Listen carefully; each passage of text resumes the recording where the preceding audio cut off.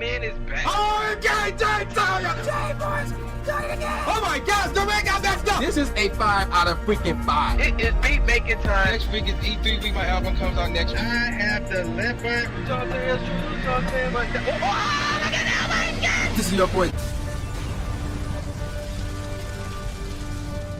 All right, ladies and gentlemen of the YouTube citizens, y'all know who this is. This is your boy, That's the True Inferno. Back at it with another Call of Duty Black Ops 7 commentary video gameplay for you guys, and I will be honest, I was incredibly shocked when this joint dropped right here. So, we are talking about the fact that Bill Belichick is not a first ballot Hall of Famer. So, anybody with a brain, if you're in the sports world in any way, shape, or form, anybody with a brain knows that Bill Belichick will be going into the Hall of Fame. It's going to happen. That's not the issue here. The issue here is he's not a first ballot Hall of Famer. That's where the issue comes to play, because quite frankly, he should be a first ballot Hall of Famer. So we're going to check out this article from WKYC.com. So let's get on with this one. Drew Brees and Larry Fitzgerald headline a Hall of Fame class missing Bill Belichick. In the subtitle, Drew Brees and Larry Fitzgerald headlines a 2026 Pro Football Hall of Fame class featuring 5 players. All will be enshrined this August in Canton. So check this out. So this was published on February the 5th. So this was actually yesterday as of me recording this, that is. And it was updated the same day as well. Check this out. Drew Brees and Larry Fitzgerald headlined the 2026 Pro Football Hall of Fame class featuring 5 players, but not 6-time Super Bowl winning head coach Bill Belichick. I thought he was 8, but whatever. Brees and Fitzgerald both made it in their very first year of eligibility, and results announced at NFL Honors on Thursday night after prolific careers. Luke Kelly, or how you pronounce Cucci, I don't know how you pronounce his last name. We just gonna call him Luke. And Adam Vinatieri made it in their second season of eligibility. So basically, both of them were second ballot Hall of Famers. And I wonder about that. I wonder, like, should Vinatieri be a first ballot Hall of Famer as well? Moving on. While Roger Craig was the lone pick among seniors, coaches, and contributors. And here's a quote. One of the coolest moments was getting up on that stage with all the other Hall of Famers, Fitzgerald said. Continuing on with the quote, that moment kind of crystallized it for me, end quote. But the class is also noteworthy for Belichick's absence, as at least 11 of the 50 voters opted against giving him a vote, despite a career with 33 wins in both the regular season and the playoffs, not to mention the most Super Bowl titles of any head coach. A report last week that Belichick fell short in his first year eligibility was met with widespread criticism of both the voters and the process for choosing Hall of Famers. Said in a quote, his stats speak for themselves, said Vinatieri, who played with Belichick for 6 years. Continue on with his quote, I thought he'll have a really good chance to be up there as well. The people who voted made their votes, and I think he'll be up here one day, rather, end quote. The man who hired Belichick in New England to set the stage for the Patriots dynasty also fell short, with owner Robert Kraft failing to get enough votes. So yes, the head coach and the owner of that Patriot dynasty, neither one of them got in. So moving over the article. This is the second straight year with a smaller class after only 4 people made it last year, as a new rule changes have made it harder to get into the Hall of Fame. There have been at least 7 people inducted in the previous 12 classes before last year. That contribute to the snub for Belichick and Kraft, who were grouped with Craig and 2 other players, Ken Anderson and L.C. Greenwood, who have been retired for at least 25 seasons. The voters picked 3 of the 5 candidates with the highest votes getter, anyone else above 80% getting the honor. Craig, who was in his 28th year eligibility, was the only one of the 5 to make it. Craig was the first player to have 1,000 yards rushing and 1,000 yards receiving in the same season, which happened in 1985, and he led the NFL with 2,036 yards from scrimmage in 1988 when he helped San Francisco win the Super Bowl. Craig was also part of the title-winning team for the 49ers in the 1984 and 1989 seasons, and they talk about Craig here, but we're going to move on until they mention anything about Belichick. And Nothing else is here about Belichick, because that's the main story here. It's not about who all got in or who all was nominated. It was about the fact that Belichick, and to a degree, Kraft didn't get in as well. So, but the biggest story here is Bill Belichick. This dude won 8 Super Bowls. If memory serves me correctly, I know the article says 6, but I thought he won 8, to be honest. And I find it pretty egregious that this dude did not get in as a first ballot Hall of Famer. He should be in as a first ballot Hall of Famer. Now, there's a few reasons why. Really, there's really 2 reasons why I can see him not getting in. And while the first reason, there's a little bit of merit there. Again, the key word here is a little bit.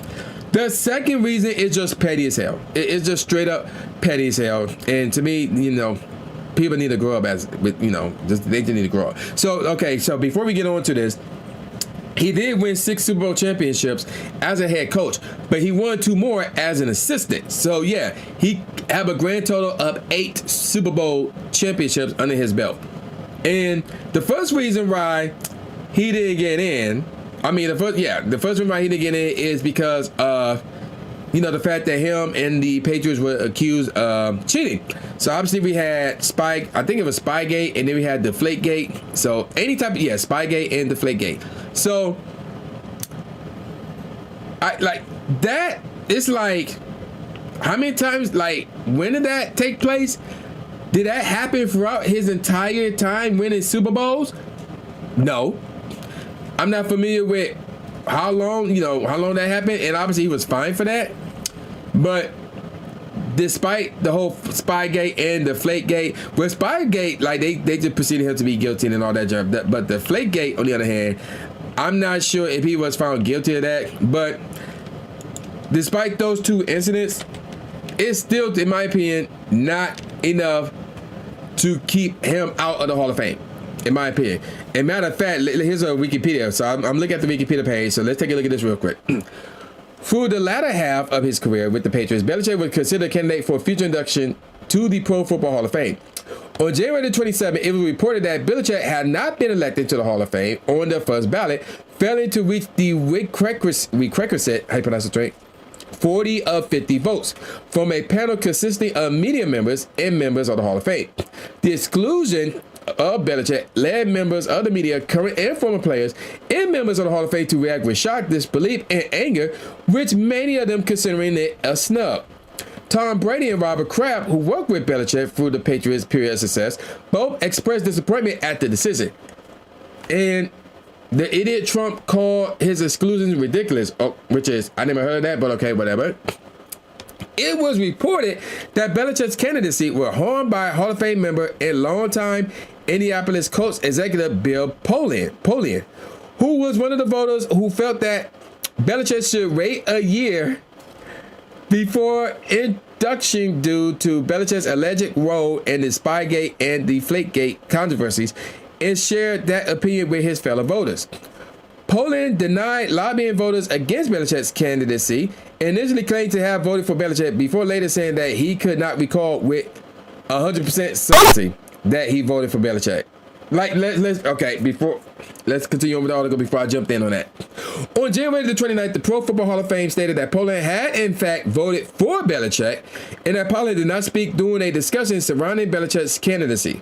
Belichick's failure to be inducted on the first ballot led to some media members calling for a reform of the Hall of Fame voting process. Okay, now, they better be lucky that the actual Hall of Fame said that, he did in fact vote for him. My question then is, who didn't vote for him? That's what I want to know. This was asked by other people like, who are these members of the committee and who did not vote for Belichick? Because that is egregious. That is egregious. Let's get to the second reason. They're petty as hell. They don't like Belichick, so they didn't vote him in. They don't like Kraft, so they don't vote him in. And when it comes down to Tom Brady getting in, now we have to look at this and say, well, wait a minute now. This is the greatest quarterback of all time here. This dude got 7 Super Bowl championships here, right?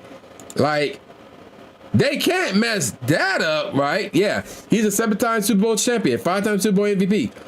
They can't mess that up, right? There's no way, right? So, that's going to be very interesting to see what happens with that. But the fact that Belichick didn't get in is, to me, egregious, it's blasphemous, and it shouldn't have happened. He should be in. He should be in right now, despite Spygate and Deflategate. Because, again, those two incidents did not, contribute to the fact that Belichick got 8 Super Bowl championships, 6 of them as a head coach, making him the most in history. Now, if you would have took away 2 of them, then I don't know where he would rank in terms of coaches, head coaches with Super Bowl titles. I don't know where he would be in that regard. But again, despite that, the dude should be in first ballot. It shouldn't be, oh, let's have him right underneath. No, he should be in. So that's my thoughts on that. The fact that he's not in as a first ballot Hall of Fame is egregious, and he can't get that back. He can't get that back, because if you're not in as a first ballot, then you're going to be in as a second, third, whatever the case may be. But the fact that arguably the greatest head coach in football history, NFL history at the very least, is not in as a first ballot Hall of Famer. So, yeah. So basically, here's what we need to do. We need to know who is voting. We need the names of everybody who's voted and who they voted for, who they voted against. Because, yeah, that's ridiculous. That's ridiculous. And we need to know why they vote the way they did. They need to just flat out come out and say, yo, I didn't vote for him because of this. And, yeah, they need to do that. They really do need to do that, because that's ridiculous. That is indeed ridiculous. So there you go with that. I'm going to call it a wrap now. So with all that said, y'all know this is boy New J Gatsby, a.k.a. New Stimmy Snub, saying peace out, y'all, and I'll see y'all next time. Yeah.